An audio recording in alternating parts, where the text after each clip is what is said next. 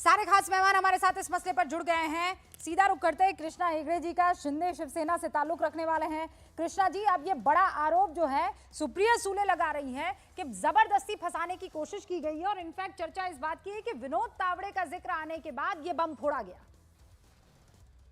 देखिए, विनोद तावड़े जी का जो मसला है, विनोद तावड़े जी के पास कोई कैश मिला नहीं। दूसरी बात यह है कि जो वंचित बहुजन आघाड़ी, नहीं वंचित नहीं, क्या उनका बहुजन विकास आघाड़ी जो बीवीए है, वो ठाकुर लोगों की पार्टी और Bharatiya Janata party, election commission ने वहां पर कहा है कि कोई इसके ऊपर बात नहीं कर सकता, ये मैटर सब जुडिस है। इसके लिए इसके ऊपर बात करना या टिप्पणी देना ये सही नहीं होगा, क्योंकि इलेक्शन कमीशन का डायरेक्शन है। सुप्रिया सुले जी के मसले में मैं कह सकता हूँ कि देखिए, एक आईपीएस ऑफिसर ने इसके ऊपर खुलासा किया है। वो टेप्स जो दिए हैं उसका फोरेंसिक जांच होगा। अगर फोरेंसिक जांच में पता चलेगा कि टेप्स जेन्युइन है तो फिर एक्शन ली जाएगी। और अभी देखिए, इलेक्शन ऑलमोस्ट होने ही आ रहा है 5 बजे तक, तो काउंटर एलिगेशंस और एलिगेशंस तो चलते नहीं, रहेंगे। पर मुझे एक बात बता दीजिए मुझे संक्षेप में, क्या ये मुद्दा बन सकता है? महाराष्ट्र की जनता के जहन में ये मुद्दा उतरेगा? दोनों ही तरफ जो आरोप लगे हैं। देखिए, अभी कुछ घंटे ही बचे हैं, तो मुझे नहीं लगता, क्योंकि अभी वोटिंग भी कम हुआ है। मेरे हिसाब से इम्पोर्टेंट मुद्दा ये है कि विकास होना चाहिए महाराष्ट्र में, डेवलपमेंट होना चाहिए। जो हमारे किसान भाई है, युवा है, महिला है, गरीब है, जो बेरोजगार है, उनको लिए रोजगारी पर मिलनी आप लोगों चाहिए। ने जो वोट डाल किसानों दिया है को ना ज्यादा, जी जी, हेगड़े बिल्कुल जी? बिल्कुल, तो हम लोग ने वोट डाल दिया। फिर मैंने स्याही 7 लगी बजे ही उंगली डाल दिया। दिखा दीजिए जल्दी से। बिल्कुल बिल्कुल, देख लीजिए, यहाँ पर है। ओके तो संजय जी, कोई वोट डाला कि नहीं डाला आपने?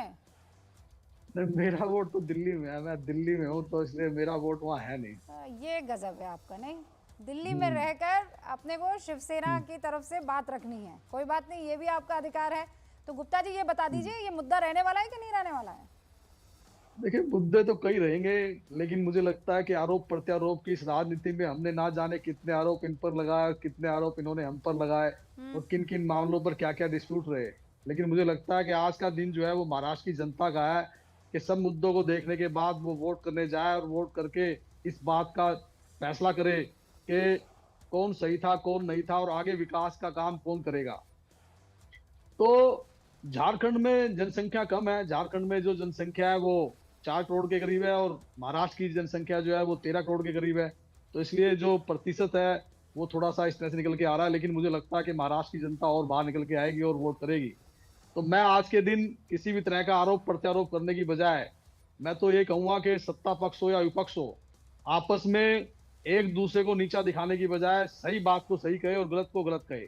निर्वाचन आयोग ने जिस तरह से बीजेपी के तावड़े जी के खिलाफ जिस तरह से एफआईआर दर्ज की, और जिस तरह से ठाकुर के खिलाफ एफआईआर दर्ज की, निष्पक्ष भावना से निर्वाचन आयोग ने जिस तरह से अपना काम किया, इसकी मैं प्रशंसा ठीक है करता हूँ। सर, आप कह रहे हैं कि आज किसी तरह का आरोप प्रत्यारोप आप नहीं लगाने वाले, और ठीक है, ये कंसर्न का इशू है कि महाराष्ट्र में कम तादाद में लोग निकल रहे हैं, झारखंड कई आगे निकल गया है, पीछे छोड़ चुका है महाराष्ट्र को। जबकि कहा जाता है कि झारखंड जो है वो ज़्यादा पिछड़ा हुआ है, ज़्यादा वहाँ पर दिक्कतें हैं। लेकिन देखिए किस तरीके से वहाँ का एक एक बाशिंदा अपने मतदान के अधिकार को रिस्पॉन्सिबिलिटी के तौर पर ले रहा है और बाहर निकलकर वोट कर रहा है। महाराष्ट्र में जो वोटर्स इस वक्त न्यूज़ 18 इंडिया को देख रहे हैं, हम हाथ जोड़कर आपसे अपील करते हैं कि बाहर निकलिए, वोट डालिए। पूर्व आईपीएस अधिकारी रविंद्र पाटिल इस वक्त हमारे साथ जुड़ चुके हैं एक्सक्लूसिव। रविंद्र जी, बहुत बहुत स्वागत है आपका। ये चुनाव से एन पहले जो आपने बिटकॉइन बम फोड़ा है सर, इस वक्त देश की जनता जानना चाहती है कि ये कैसे किया आपने, क्यों इस वक्त को आपने चुना, या ये कुछ ही घंटों की बात है और आपको एहसास हुआ कि अब सामने आ जाना चाहिए? नहीं, ऐसी कोई बात नहीं है। हाँ। पहली बात है कि ये ऑडियो मैंने नहीं बनाए। हाँ। ये ऑडियो मेरे पास आए हैं, और जिस व्यक्ति ने वो ऑडियो मेरे साथ शेयर किए हैं उसका मेरा संपर्क हुआ 17 तारीख को, 17 नवंबर को। हाँ? उसने मुझे शाम को शायद 5 बजे संपर्क किया पहले बार, और रात को शायद 9, साढ़े 9, 10 बजे तक मेरी उसके साथ बात चलती रही। हाँ। और उस दौरान उसने मेरे साथ ये ऑडियो शेयर किया। पहले तो उसने सिर्फ मुझे जानकारी दी थी। अभी जब मेरे पास ये ऑडियो आए, हाँ। आप समझ सकती है कि एक केस में मैं 14 महीने as an under trial jail में गुजार चुका हूँ। हाँ? और मैं ये समझना चाहता था कि इस केस में तथ्य क्या है, हुआ क्या था। और मुझे जब समझ में आता है इस ऑडियो के थ्रू कि जिन्होंने मेरे ऊपर इल्जाम लगाए वो खुद ही इस केस के मुख्य आरोपी है, वो उन्होंने खुद ही बिटकॉइन मिस अप्रोप्रिएट किए थे। और उससे बड़ी बात यह है कि इनका इन बिटकॉइंस का इस्तेमाल अभी भी चुनाव में फंडिंग के लिए इस्तेमाल हो रहा है, तो मेरे लिए रुकना संभव नहीं था। तो 17 तारीख के मेरे पास जानकारी आई तो मैंने सिर्फ समय इसलिए व्यतीत किया रात भर कि ये समझने के लिए कि ये ऑडियो फेक तो नहीं है। मतलब मैं फॉरेंसिक एक्सपर्ट रहा हूँ, लेकिन मैं सोच रहा था कि एटलीस्ट मैं बेसिक तो इवेल्युएशन कर लूं कि कोई ऑडियो कट पेस्ट करके तो नहीं बनाए गए। तो उतना वेरिफिकेशन होने के बाद जब मुझे एहसास हुआ कि there is a prima facie reason कि ये ऑडियो सच हो सकते हैं, देन आई डिसाइडेड कि नहीं, मुझे अभी लोगों के सामने जाना चाहिए और साथ ही साथ मुझे इलेक्शन कमीशन के पास भी जाना चाहिए। तो मैंने दोनों किया, मैं मीडिया के पास भी आया और मैंने इलेक्शन कमीशन में भी कंप्लेंट दाखिल की है। तो रविंद्र जी, आपको ये सुनिश्चित कब हो गया?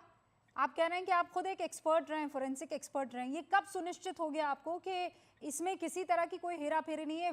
मैं ये सवाल इसलिए पूछ रही हूँ कि सुप्रिया सुले कह रही है एआई जेनरेटेड है, this is not my voice. Defamation का केस तक उन्होंने सुधांशु त्रिवेदी पर किया है, नोटिस भेजा है इनफैक्ट। देखिए, मैं ये कह रहा हूँ कि मैंने किसी के खिलाफ पर्सनल वेंडेटा के तरफ तो मैंने नाम नहीं लिया है किसी का। 17 तारीख से पहले मुझे सुप्रिया जी का या नाना पटोले जी का नाम भी पता नहीं था इस केस से रिलेटेड। हाँ, मेरे दिमाग में भी नहीं था। मेरे पास ये ऑडियो आए और मेरी जिम्मेदारी बनती थी कि मैं before I go to media मैं खुद कुछ चेक करूं। तो मैंने ये चेक किया, इस ऑडियो में कोई डिसकंटिन्यूटी नहीं है। जो दर्शाता है ये एक ही फ्लो में बनाया गया ऑडियो है। हाँ, दैट इज वन थिंग। दूसरी बात है कि मैंने उनकी काफी सारे वीडियो ऑडियो उनके पार्लियामेंट स्पीच भी डाउनलोड किए थे। हाँ? मेरी खुद की तसल्ली के लिए कि मैं कहीं झूठ तो नहीं फैला रहा हूँ। हाँ? क्योंकि मैं एक बार जेल जा चुका हूँ, मेरे लिए ज्यादा चिंता का विषय होगा कि मैंने कुछ झूठ फैलाया तो। हाँ? और अभी मेरे लिए कोराबोरेशन हो गया कि श्री अजीत पवार जी का स्टेटमेंट आया है। उन्होंने कहा ये आवाज तो सुप्रिया जी की है। अभी वो तो उनकी आवाज बचपन से पहचानते हैं। अभी वो इतना कह रहे हैं तो एआई इतना तो आगे नहीं बढ़ा है अभी तक कि किसी भी व्यक्ति की आवाज ऐसी भी बना दे। और मैं खुद टेक्नोक्रेट हूँ। Technology is not a magic, it's a science. तो साइंस है। अब रविंद्र जी, एक बात जहन में ये आ सकती है कि आप 14 महीने जेल में रहे, आपके पास एक ऐसी चीज हाथ लग गई जो सत्ता पक्ष को मदद के तौर पर साबित हो सकती थी। हाँ, ये एक हाइपोथेटिकल सवाल है, लेकिन जहन में आया इसलिए मैं पूछूंगी, क्योंकि हो सकता है कि जनता के जहन में भी आया हो। क्या रविंद्र पाटिल के संपर्क में सरकार की तरफ से कोई ऐसा नुमाइंदा आया और उसके बाद आपको कहा गया हो, या आप सरकार के संपर्क में आए, या बीजेपी के संपर्क में आए, या अजीत पवार के संपर्क में आए, या शिंदे के संपर्क में आए, और फिर आपने डिसाइड किया कि आप इसे लाएंगे सबके सामने? मैं इस माध्यम के द्वारा बताना चाहता हूं कि ना मैं किसी पॉलिटिकल पार्टी का सदस्य हूं, ना मैं किसी भी राजनेता के संपर्क में आया हूं, ना मैं फडणवीस जी हो या शिंदे जी हो या अजीत पवार जी हो, ना मैं इनके साथ कभी मिला हूं, ना इनको कभी जानता हूं। ये एक बात। दूसरी बात है ये है कि मैं जेल से मई 2023 में रिहा हुआ था। उसके बाद मैं हाईकोर्ट लॉयर के रूप में मैं काम कर रहा हूं और मैं अपने केस में काफी ज्यादा इन्वेस्टिगेट भी कर चुका हूं, समझने के लिए इस केस में क्या क्या हुआ है। तो ऐसी बात नहीं है कि मैं आज अपने केस के बारे में देख रहा हूं। मैं कई महीनों से मैं पत्र व्यवहार भी कर रहा हूं, मैं सेंट्रल एजेंसी को एविडेंसेस भी शेयर कर रहा हूं,